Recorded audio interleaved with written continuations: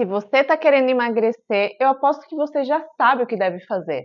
Cortar o carboidrato e fechar a boca? É simples, não é? Na verdade, não. E o que eu mais quero que você entenda hoje é que esse raciocínio está errado. Que esse não é o caminho para um emagrecimento saudável e consistente, sustentável. A nutrição é uma área muito polêmica e, com o tempo, o carboidrato se tornou um vilão muito massacrado quando se fala em emagrecimento. Tenho certeza que alguém já falou para você que se você quiser emagrecer, você tem que cortar o carboidrato, porque é ele que engorda. Mas parando para pensar, será que lá no fundo essa pessoa sabe o que ela está falando? Será que ela entende por que o carboidrato engorda? E nesse vídeo eu vou te explicar por que o carboidrato não engorda e que o que engorda é a proporção entre o que você come e o que você gasta, independentemente da fonte, seja carboidrato, seja proteína, seja gordura. Se você ingerir mais calorias do que o que você gasta, o seu corpo vai transformar essas calorias que não são utilizadas em gordura e vai armazenar no seu corpo. Aí sim você vai engordar. O nosso corpo é muito inteligente e ele não desperdiça calorias. E aí você deve estar pensando, mas Poxa, Flávia, por que o nosso corpo transforma todas as calorias em gordura? na verdade, ele faz isso como um mecanismo de proteção para o nosso corpo. A gente tem uma capacidade muito grande de armazenamento de gordura e ele armazena dessa forma porque se houver alguma situação, algo acontecer que você precise dessa energia, ela está ali. Então ele constrói essa reserva, essa poupança de energia, caso seja necessário em alguma situação. Nós temos duas fontes de energia, então a gordura e o carboidrato. E qual a principal diferença entre as duas? Vamos lá. Como eu já falei aqui, a gente tem uma capacidade muito grande de armazenar gordura, quase infinita. A gente consegue armazenar uma quantidade muito grande de gordura. Ao contrário do carboidrato, que a gente tem uma capacidade mais limitada de armazenamento de carboidrato, da glicose, né, que é a energia proveniente do carboidrato. Por outro lado, a gordura é metabolizada muito mais lentamente pelo nosso organismo do que o carboidrato, que é metabolizado muito mais rapidamente.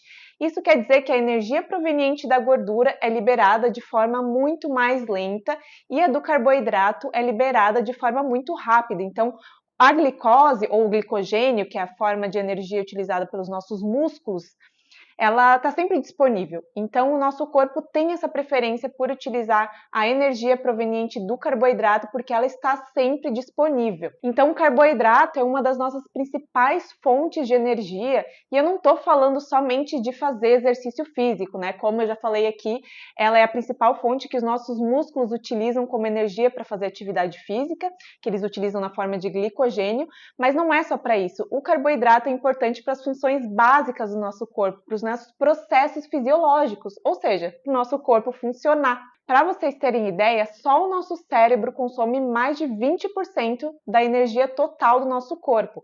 Isso é muita coisa.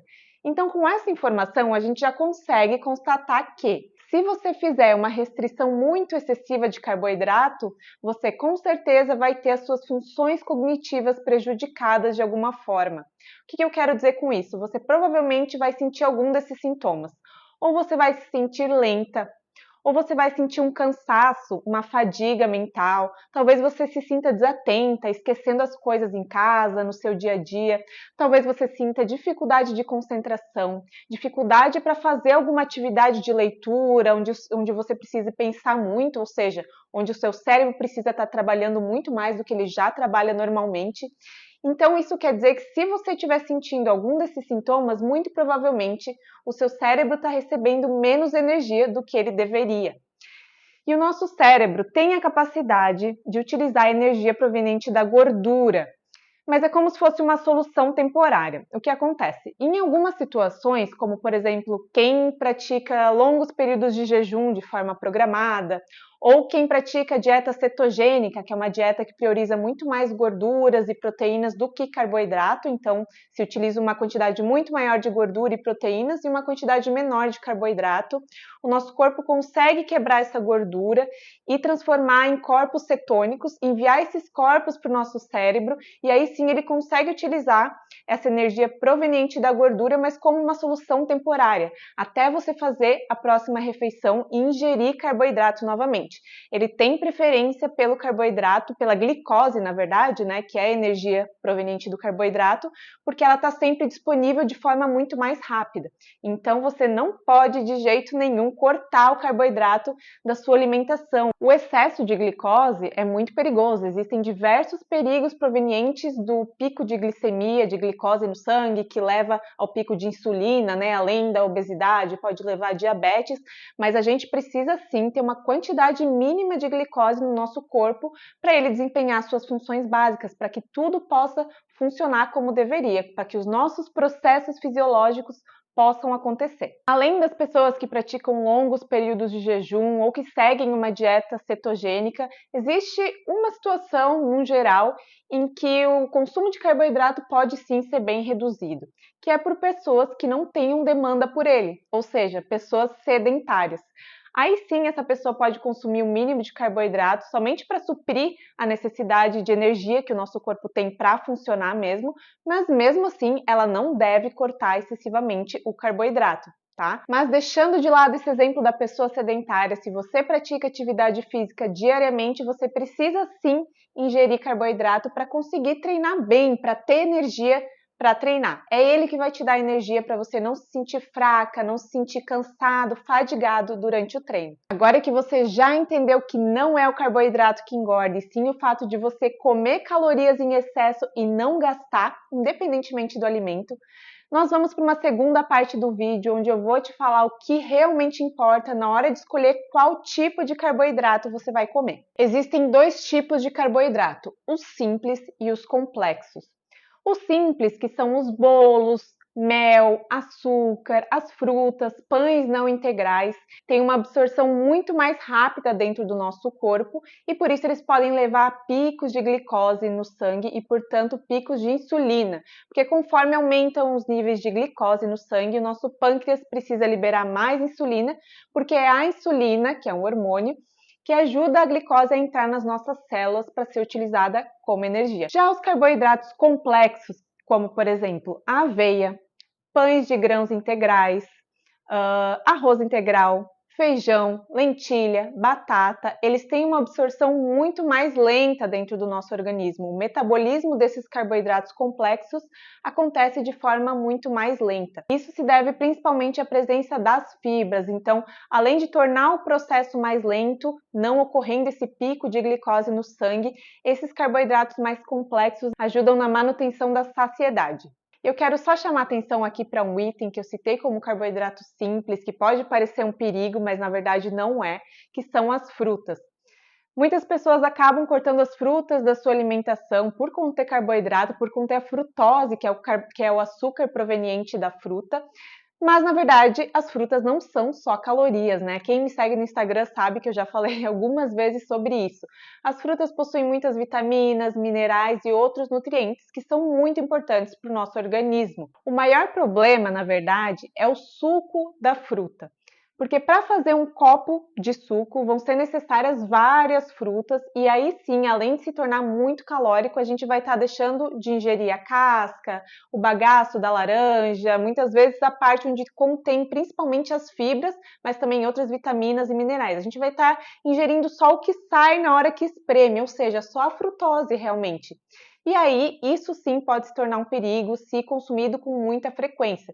Mas as frutas em si, comer as frutas é muito importante, não deixem de comer, porque os micronutrientes presentes nelas são muito importantes para o nosso organismo. E por mais que eu defenda o consumo de carboidrato, eu não posso deixar de destacar a importância de escolher fontes saudáveis, né? Então, dê preferências aos vegetais, aos grãos integrais, às frutas, às leguminosas, ao invés de produtos ultraprocessados, que são carboidratos simples e ricos em açúcar adicionado. E por fim, tente sempre fazer refeições equilibradas e completas, contendo boas fontes dos 3 macronutrientes, que são carboidrato, proteína e gordura. Para vocês conseguirem ter uma ideia melhor de como são refeições completas, eu vou dar aqui alguns exemplos de café da manhã, almoço e jantar. Começando pelo café da manhã, uma boa opção seria pão integral com ovo, abacate e um bowl de iogurte com frutas acompanhado de aveia ou granola. Então, o pão é uma fonte predominantemente de carboidrato, o ovo é proteína, o abacate é uma boa fonte de gordura E o bowl de iogurte com frutas é um mix dos macronutrientes, porque o iogurte vai ter proteína e carboidrato, e dependendo se ele for integral ou desnatado, ele vai conter mais ou menos gordura. As frutas são carboidratos, contém muitas fibras também. A aveia é um alimento super completo que contém carboidrato, proteína, muitas fibras e diversos outros nutrientes. E a granola, dependendo da composição, também vai conter carboidrato e talvez um pouco mais ou um pouco menos de proteína. Para o almoço, frango ou carne, que vão ser as principais fontes de proteína e gordura. Arroz, que é fonte de carboidrato. Feijão, que contém carboidrato, proteínas e fibras. Salada com folhas, que possuem muitos micronutrientes, e algum vegetal como brócolis, cenoura ou abobrinha, que também vão conter carboidrato, mas vão ser fontes principalmente de fibras e diversos outros nutrientes. E para o jantar, eu também optaria pelo frango ou pela carne, talvez um frango preparado num formato diferente, em cubinhos, com algum molho. A carne poderia ser carne moída, combina bem com purê de batata ou purê de abóbora, que são vegetais. Então, vão ser fontes de carboidrato, mas também de fibras e outros nutrientes, como eu já expliquei. E, por fim, novamente, uma saladinha. Espero que eu tenha conseguido acabar com o terrorismo do carboidrato e que você tenha entendido a função dele no nosso organismo. E para finalizar, como eu sempre defendo, o segredo é o equilíbrio e a moderação. Nada de excessos ou restrições exageradas. Agora manda esse vídeo para todo mundo que você conhece que está cortando loucamente o carboidrato atrás do emagrecimento, para essa pessoa aprender que ela pode emagrecer saudável e feliz comendo carboidrato.